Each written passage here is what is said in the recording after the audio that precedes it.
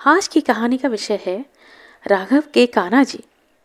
राघव एक बहुत ही निर्धन व्यक्ति था। उसके पास दो समय खाने के लिए भोजन नहीं था। दो समय की भोजन की व्यवस्था करना भी उसके लिए बहुत कठिन कार्य था। वह भोजन की आशा में कान्हा जी के एक बड़े मंदिर के बाहर जाकर बैठ जाता और हर आने जाने वाले से भोजन की आशा रखता था।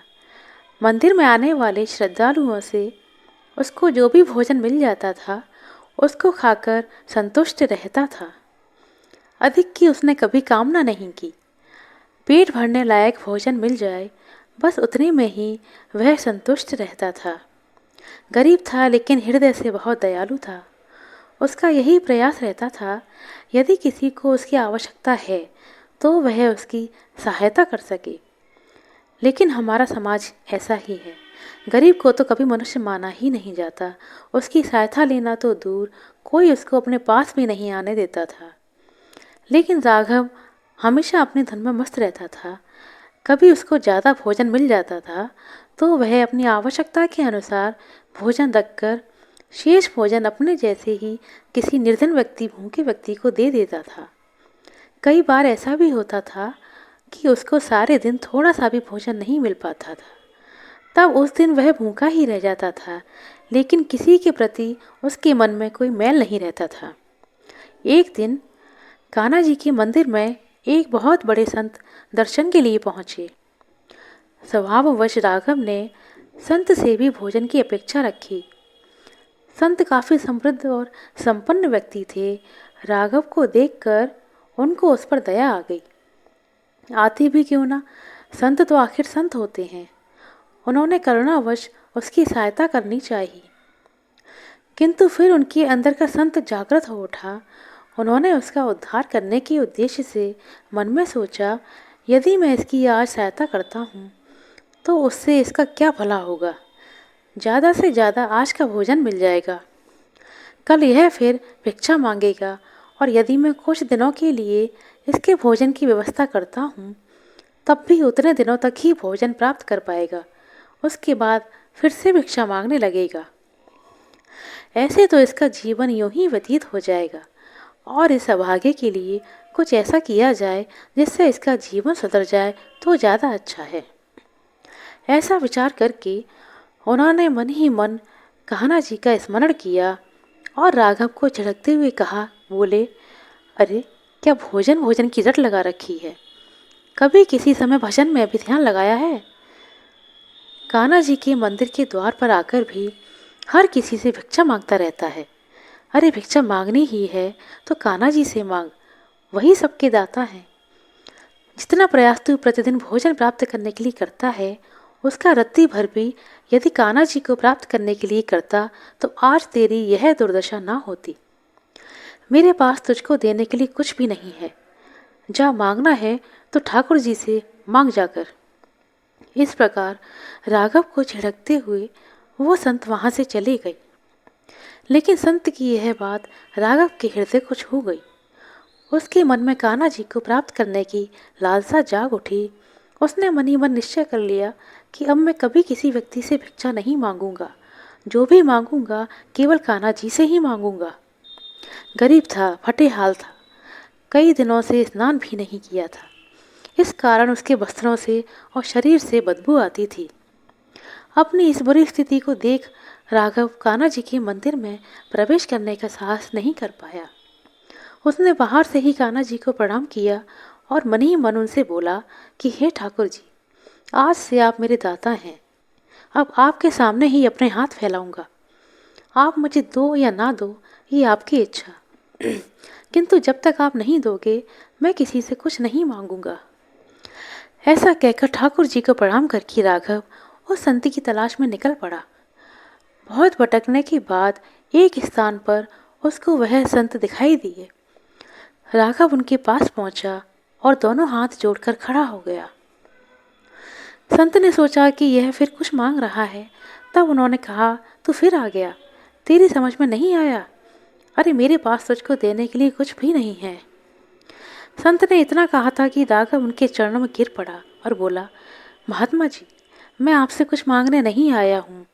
आपने तो मुझको वो दिया है जो एक राजा भी नहीं दे सकता था। अब तो बस आपका आशीर्वाद पाना चाहता हूँ। संत के पूछने पर राघव ने अपना संकल्प उनको बताया। संत की आंखों से आंसू बह निकले। उन्होंने राघव को प्रेम पूर्वक उठाया और अपने हृदय से लगा लिया और आशीर्वाद दिया, जा ठाकुर जी तेरी मनोकामना पूर्ण करें। राघव अपने घर लौट आया। उस दिन के बाद वह प्रतिदिन ठाकुर जी के मंदिर तो जाता, लेकिन कभी भिक्षा मांगने नहीं। बस मंदिर के बाहर बैठा रहता और कान्हा जी का ध्यान करता रहता। इस प्रकार कई दिन बीत गए। उसको किसी से कोई भोजन प्राप्त नहीं हुआ, लेकिन उसने किसी से भोजन की मांग भी नहीं की। 4-5 दिन जब भूखे रहते व्यतीत हो गए तो राघव ने सोचा कि मैंने ठाकुर जी को कभी कुछ अर्पित नहीं किया, बल्कि उनके नाम से मांगता ही रहा। शायद इसी कारण वह मुझ पर दया नहीं कर रहे हैं। किंतु वह गरीब जिसके पास भोजन के लिए कुछ भी नहीं था, भला कान्हा जी को क्या अर्पित करता। तब उसने विचार किया, क्यों ना कान्हा जी को फूलों की माला ही अर्पित कर दूं, कम से कम कुछ तो दे ही दूं। ऐसा विचार करके चला मंदिर की ओर, किंतु वहाँ भी माला भी कहाँ से लाता। उसके पास पैसा नहीं था, धन उसके पास था नहीं। उसने विचार किया कि फूल बेचने वाले के पास जाता हूँ, शायद वह एक माला दे ही दे। राघव फूल बेचने वाले की दुकान पर पहुंचा, किंतु तभी उसको स्मरण हुआ कि उसने किसी से कुछ ना मांगने का संकल्प लिया है। अब वह क्या करे। सोच विचार कर ही रहा था कि उसकी दृष्टि दुकान के एक कोने पर पड़ी, जहाँ दुकानदार ने पुरानी मुरझाई माला रख रखी थी। राघव को और कुछ नहीं सूझा। उसने उन मुरझाई मालाओं में से एक माला उठा ली और चल दिया कान्हा जी के मंदिर की ओर। आज उसके कदमों में एक विचित्र तेजी थी, एक विश्वास था, उत्साह था, किंतु उसका उत्साह क्षण मात्र में विलीन हो गया। जैसे ही वह मंदिर की सीढ़ियों पर चढ़ने लगा, मंदिर के सेवकों ने उसको रोक दिया। उसने बहुत मन्नतें की, कहा कि उसको ठाकुर जी के दर्शन करने दो, मैं उनको यह फूलों की माला अर्पित करने आया हूँ। माला देखकर सेवक हंसने लगे। उन्होंने उसका उपहास उड़ाया, कहा यह सब चल ही रहा था, तभी मंदिर के मुख्य पुजारी आ पहुँचे। शोर शराबा सुनकर उन्होंने सेवकों से कारण पूछा तो सेवकों ने सारी बात बता दी। मुख्य पुजारी भी राघव और उसकी माला को देखकर मुस्कुराए और बोले, अरे तू तो जाकर भिक्षा मांग, यहाँ तेरा कोई काम नहीं है। उन्होंने सेवकों से कहा, इसको यहाँ से हटाओ, आने जाने वाले लोगों को परेशानी हो रही है। सेवकों ने उसको वहाँ से जाने को कहा। हताश राघव ने मन ही मन ठाकुर जी का स्मरण किया और कहा, हे ठाकुर जी, मैं कैसे आपके दर्शन को आऊं? अब आप ही दया कीजिए, मैं स्वयं तो आपको माला अर्पित नहीं कर पाया, आप ही इसको स्वीकार कर लीजिए। ऐसा कहकर राघव ने वह मुरझाई माला मंदिर की सीढ़ियों पर रख दी और वहां से चला गया। राघव को ऐसा करते देख मुख्य पुजारी ने घृणा से सेवादारों से कहा कि इस माला को यहाँ से हटाओ। सेवकों ने मुख्य पुजारी के सामने ही माला उठाकर पास की झाड़ियों में डाल दी। इस सारे घटनाक्रम के बाद जब मुख्य पुजारी ने मंदिर में ठाकुर जी के भवन में प्रवेश किया तो वहां विचित्र सा कोलाहल था, जिसे देखकर पुजारी जी अन्य सेवकों से उसका कारण पूछा तो सभी ने एक साथ ठाकुर जी के श्री विग्रह की ओर संकेत करके कहा कि ठाकुर जी के गले में पड़ी सभी फूल मालाएं एक क्षण में सूख गई हैं। मुख्य पुजारी ने ठाकुर जी की ओर देखा तो यह सत्य था। ठाकुर जी के गले में पड़ी सभी फूल मालाएं ऐसी प्रतीत हो रही थीं मानो कई दिन पुराने सूखे फूलों की हों। सभी लोग बोले, यह सभी मालाएं अभी अभी एकदम ताज़ा थीं और अपनी सुगंध फैला रही थीं, किंतु अचानक पता नहीं क्या हुआ और ये सारी मालाएं सूख गई। मुख्य पुजारी को बहुत ही आश्चर्य हुआ। उन्होंने सेवकों से नई मालाएं लाने को कहा। तुरंत ही नई और ताज़ी मालाएं आ गईं। पुजारी जी ने जैसे ही वह मालाएं ठाकुर जी के गले में पहनाई, तुरंत वह मालाएं पहले की तरह सूख गईं। अब सब लोग बहुत चिंतित हुए। सभी के मन में एक ही विचार था, कहीं ना कहीं किसी से कोई बड़ा अपराध हुआ है जिस कारण यह सब हो रहा है। सभी लोग विचार विमर्श कर ही रहे थे, तभी मुख्य पुजारी की दृष्टि ठाकुर जी के चरणों में पड़ी। एक मुरझाई हुई माला पर पड़ी। वह माला मुरझाई हुई अवस्था में थी। वह माला मुरझाई हुई अवश्य थी, किंतु सूखी हुई नहीं थी। उसमें से भीनी भीनी सुगंध आ रही थी। उस माला को देखते ही मुख्य पुजारी के मुंह से अचानक निकल पड़ा, अरे यह क्या, ये यहाँ कैसे? उन्होंने देखा वह वही माला थी जो राघव मंदिर की सीढ़ियों पर छोड़कर चला गया था। मुख्य पुजारी तुरंत मंदिर से बाहर की ओर भागे। अन्य लोग भी उनके पीछे पीछे गए, किंतु किसी को कुछ समझ नहीं आया कि पुजारी जी अचानक बाहर क्यों भाग रहे हैं। सीढ़ियों के पास पहुंचकर पुजारी जी ने सेवकों से कहा, जरा उस माला को देखो जो राघव यहाँ डालकर गया था। सेवकों ने झाड़ियों में उस माला को बहुत तलाशा, किंतु वह वहाँ नहीं मिली। अब मुख्य पुजारी जी को समझ में आ गया कि उनसे बहुत बड़ा अपराध हुआ है। उन्होंने सारी बातें अन्य लोगों को बताईं और कहा, कैसे भी हो राघव को ढूंढ कर लाओ। बहुत ढूंढने के बाद आखिर एक स्थान पर राघव बैठा मिला। वह ठाकुर जी के ध्यान में मग्न भजन गाने में मस्त था। जब उसने देखा कि उसके चारों ओर बहुत से लोग एकत्रित हैं, तो उसने पूछा, क्यों भाई, क्या बात हो गई? मुझसे कोई अपराध हुआ है क्या? सेवकों ने कहा, शीघ्र चलो, पुजारी जी ने तुमको बुलाया है। राघव ने सोचा कि निश्चित ही उससे कोई अपराध हुआ है। वह डरता हुआ ठाकुर जी को याद करता हुआ सेवकों के साथ चल पड़ा। जैसे ही सब लोग मंदिर पहुंचे, मुख्य पुजारी दौड़कर राघव के पास पहुंचे और उसके चरणों में गिर पड़े। राघव अचानक हुई इस घटना से भौचक्का रह गया और पीछे हट गया। उसकी समझ में नहीं आया कि ये सब क्या हो रहा है। तब पुजारी जी ने राघव को सारी घटना बताई और उससे अपने अपराध के लिए क्षमा मांगी और कहा कि हम सब ने तुमको पहचानने में बहुत बड़ी भूल कर दी है। तुम तो कान्हा जी के लाडले हो। ठाकुर जी रुष्ट हो गए हैं, अब तुम ही जाकर उनको मनाओ।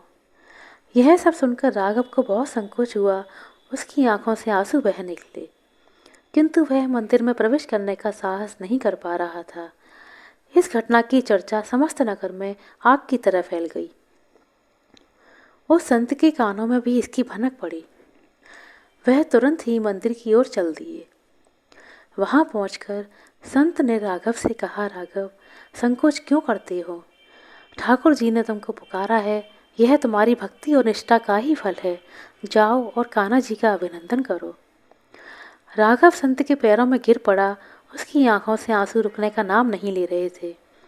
संत ने राघव को प्रेम पूर्वक उठाया और उसको लेकर भगवान के भवन की ओर बढ़ चले। पीछे पीछे सभी लोग चल पड़े। भवन में पहुंचकर संत ने राघव को फूलों की माला देते हुए कहा, राघव, ठाकुर जी के गले में सूखी मालाएं उचित नहीं हैं। राघव ने कांपते हाथों से माला को पकड़ा और ठाकुर जी के चरणों में अर्पित करते हुए रुंधे हुए गले से बोला, हे ठाकुर जी, मुझ पापी पर आपने इतनी बड़ी कृपा की। आप दया के सागर हैं। सत्य है कि आप ही सबके दाता हैं। आपने मेरी झोली में वह भिक्षा डाल दी जिसकी मैंने स्वप्न में भी कल्पना नहीं की थी। हे दया निधान, मैं पापी इस योग्य नहीं कि आपके गले में माला अर्पित कर सकूं। मुझको तो आप अपने चरणों में ही रहने दें और इस माला को स्वीकार कर लें। राघव की माला अर्पित करने के बाद सभी ने ठाकुर जी को माला अर्पित की, किंतु अब कोई माला ना तो मुरझाई और ना ही सूखी। संपूर्ण भवन फूलों की भीनी भीनी सुगंध से भर उठा। अब राघव पुनः उन संत के चरणों को पकड़कर बोला, हे महात्मा, मेरे जीवन को नया आधार देकर आपने मुझ पर बहुत बड़ा अनुग्रह किया है। मैं जीवन भर आपका ऋणी रहूँगा। अब यह जीवन आपका है, मुझको भी अपने साथ ले लीजिए। आपकी सेवा करूँगा और ठाकुर जी के भजन, बस अब यही मेरा जीवन है। संत ने प्रेम से राघव को उठाया और उसको अपने गले लगाकर बोले, राघव, तुम ठाकुर जी के सच्चे भक्त हो, मैं तुमको इनकार नहीं कर सकता। राघव संत के साथ रहने लगा। मंदिर में ठाकुर जी की सेवा का कार्य भी राघव को सौंप दिया गया। अब उसको भिक्षा मांगने की आवश्यकता कभी नहीं पड़ी।